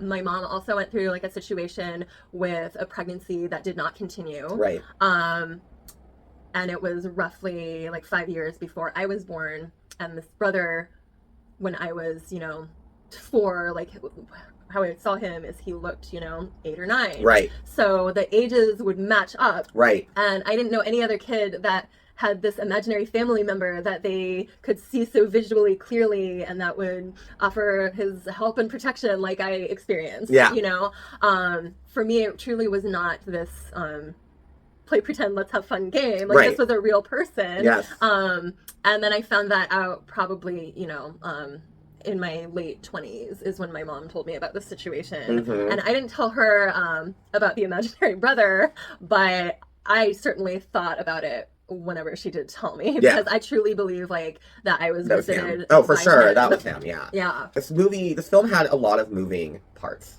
Yeah. And by moving, I don't mean like moving parts as in it had a lot of moving parts. I mean moving parts. Yeah. They were moving. The trailer alone made me tear. And then to watch it, and the thing that why I'm giving it a waxing gibbous and not a full moon is because I had no idea who these people were. Exactly. And yes, you follow them and you're with them, but not knowing their names does create a disconnect. Yeah, and you're kind of like just sitting there waiting for that thing that's gonna snap it, and you're like, oh, and it was beautiful. Yeah, it was very beautiful. Again, it had its failings that for us, for me especially, definitely, I have to give it a waxing gibbous and not a full moon. I am the same. But it's beautiful. But, overall, very beautiful. Again, absolutely recommend. Look into my eyes. It's available right now on HBO Max, Amazon Prime, all the local places. And again, that's from A24. With that, another episode down. Exactly. Again, this was so much fun. Thank you for joining us. Connect with us on our socials. Exactly. Also, please, if you love the episode, like, comment, subscribe, and share. And hang out here in our little corner of the circle. Exactly. And we'll be here for you every new and full moon and every Sabbath. Exactly. So until next time, remember, witches, broomsticks, not just for cleaning.